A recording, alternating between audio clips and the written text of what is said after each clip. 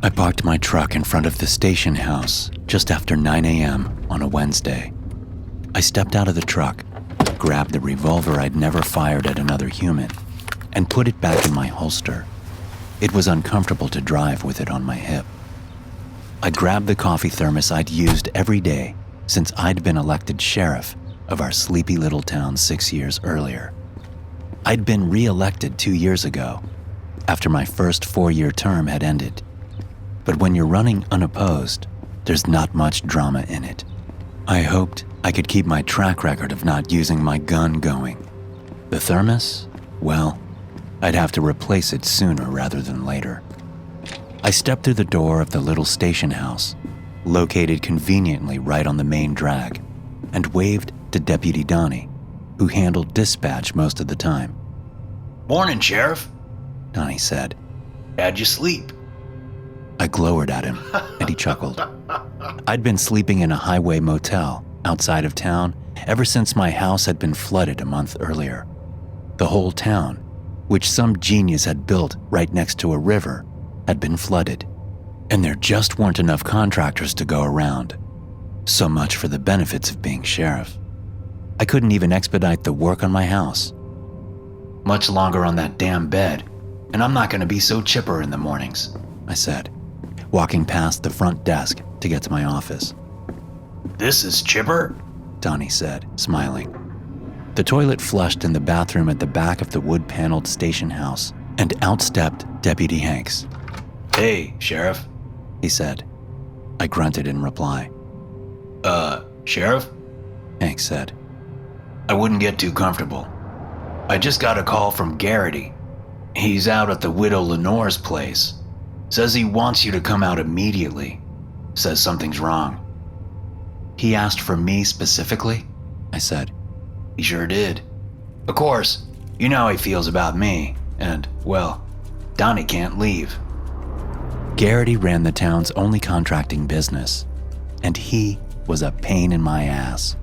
But maybe I could badger him about getting my place fixed up while I was out there.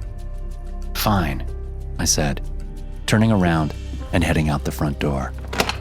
It took me little more than 10 minutes to get to Mrs. Lenore's house, situated on a 9 parcel of land a good half-mile from any neighbors. I parked next to Garrity's old beat-up work truck, looking at the sparkling river just beyond her house that had caused the town so much trouble a month ago. Garrity came waddling out from around the side of the house, moving faster than I'd ever seen him move on the job. "Sheriff, you're finally here," he said, a pale look on his face. I let the subtle insult go, as I was used to it from Garrity by now. "What is it?" Garrity gestured for me to follow him. "I showed up here just before 9 to finish replacing the ruined sheetrock," he said. "But Mrs. Lenore didn't answer, which isn't like her. I called her phone and heard it ringing in there, but she never picked up. So I thought maybe she fell down or something and went looking in her windows." We rounded the far side of the house and came to a window. Garrity gestured for me to look, so I did. The curtains were only open a crack, allowing for a slim view of what I knew was her sitting room. At first I didn't see anything, but then my eyes tracked to the ground and I saw Mrs. Lenore's legs there, her old pink house slippers still on her feet. She had fallen down. "Did you try the doors?" I asked, heading to the front of the house. Garrity nodded. I tested the front door with my shoulder, seeing if it would give. It wouldn't. It was a sturdy door, but there was a skinny stained glass window next to the door. I brought out my revolver and grabbed the barrel. I swung it like a hammer, breaking the window in. Then I reached my arm carefully through and unlocked the door. I wasn't prepared for the scene in the sitting room. I thought she'd maybe had a heart attack or had simply fallen and hit her head. But it was immediately clear that neither was the case. I stopped short when I saw the blood on the floor, gallons of it soaked into the carpet. I put out my arm to stop Garrity from going further into the room. From where we were, there was an old worn chair blocking the bulk of the old woman's body, but the blood was enough of a sign that something seriously bad had happened. "Stay," I told Garrity before I stepped forward scanning the floor to make sure I didn't step on anything that could later be evidence. I moved around to get a full view of Mrs. Lenore and had to force my gorge down as it rose in my throat. Her entire abdomen had been split open, almost as if a stick of dynamite had gone off inside her. Her insides looked almost empty as they glistened with still drying gore. The blood around her body had been smeared here and there on the thick carpet, almost as if Mrs. Lenore had been playing in it herself, reaching out with blood-soaked hands to leave marks on the carpet. I got Garrity back outside and called the county medical examiner and then Deputy Hanks. It was late afternoon by the time I was in the morgue, talking to Dr. Daniel Ruth, the medical examiner, with Mrs. Lenore laid out under a sheet near us. Her internal organs are gone, Dr. Ruth said. What? I said. Gone. What do you mean? Gone only has one meaning I'm aware of, Sheriff, he said. It means they're no longer inside her body, and whoever removed them was an expert.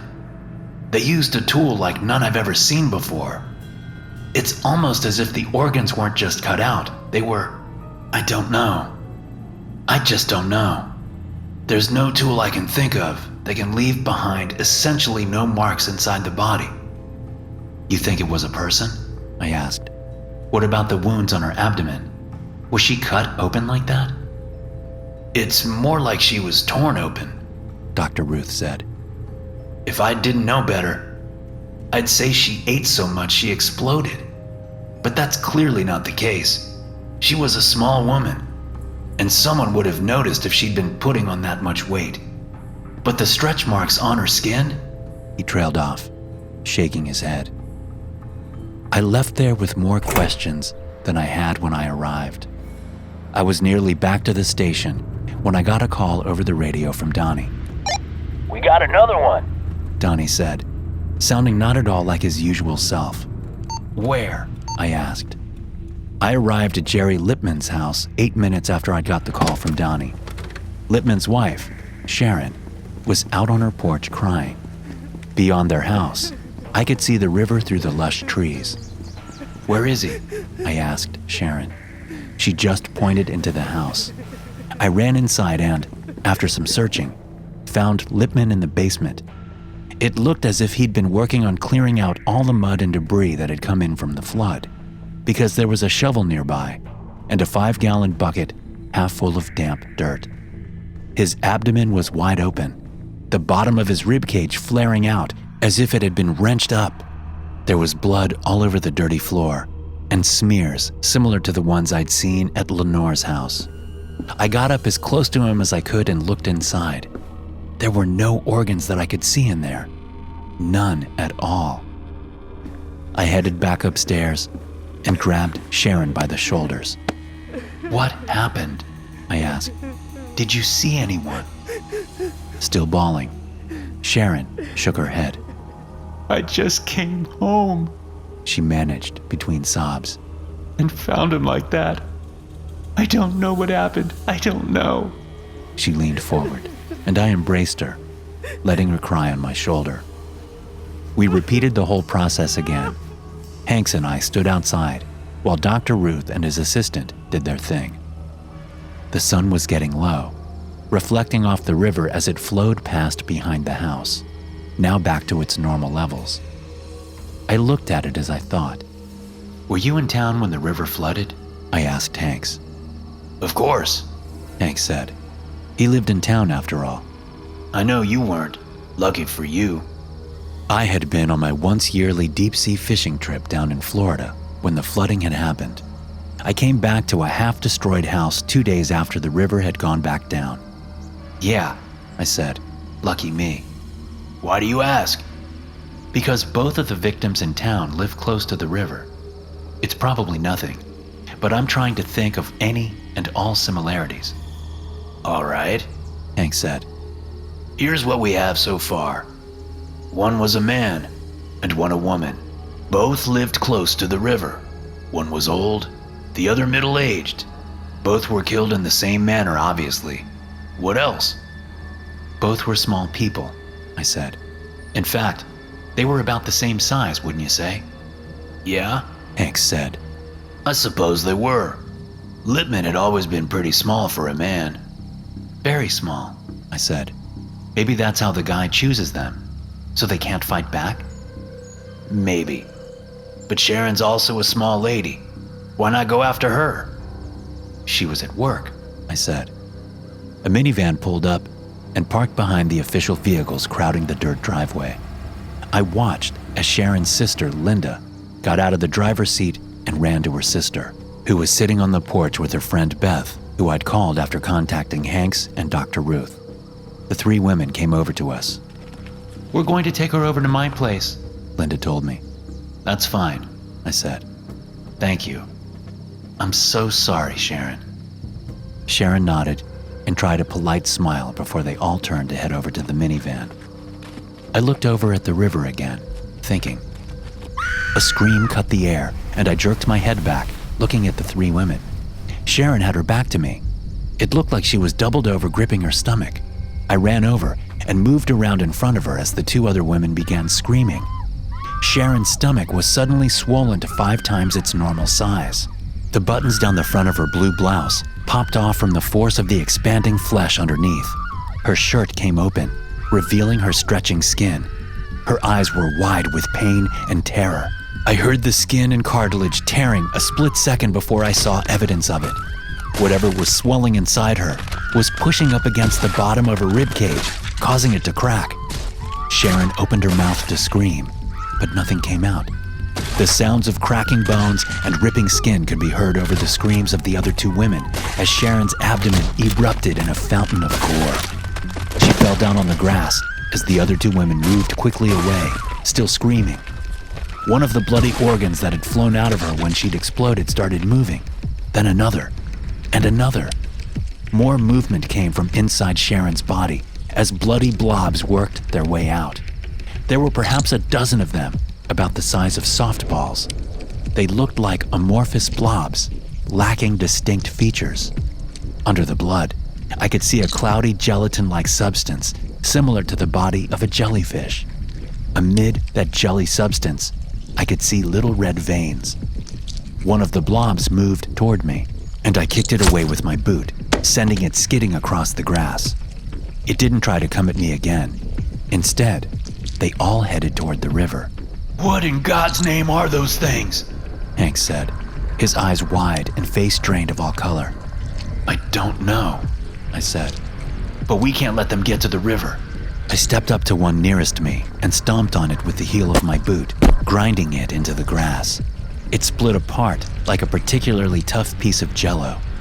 Hanks and I continued to stomp on them as they made their slow progress toward the river. As I raised my boot to kill the last one, Dr. Ruth ran up to me with a Tupperware container.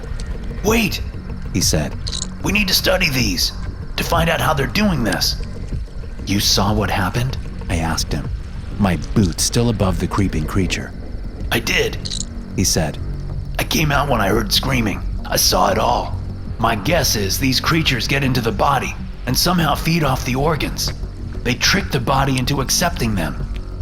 How the hell would they do that? I asked.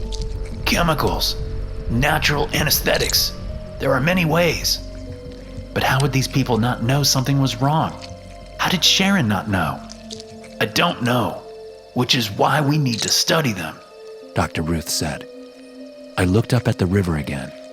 They came in the river during the flood. But that means, Hank said. That means the whole damn town is probably infected, I said. Whoever was home during the flood. Oh, Christ. Maybe, Dr. Ruth said. Just maybe. I can find a way to combat them before they kill everyone. But that means you can't kill this one. I lowered my boot and let Ruth carefully collect the creature. Sheriff, Hank said. Does that mean I'm infected? My kids?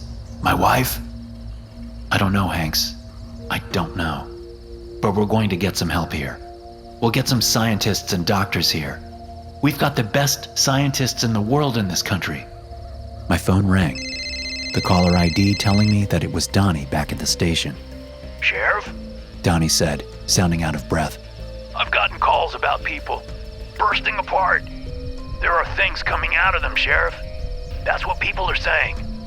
How many, Donnie? How many calls? 7 in the last 10 minutes, Sheriff. God help us all, I said, looking around, thinking of the 1,216 people that lived in our sleepy little river town.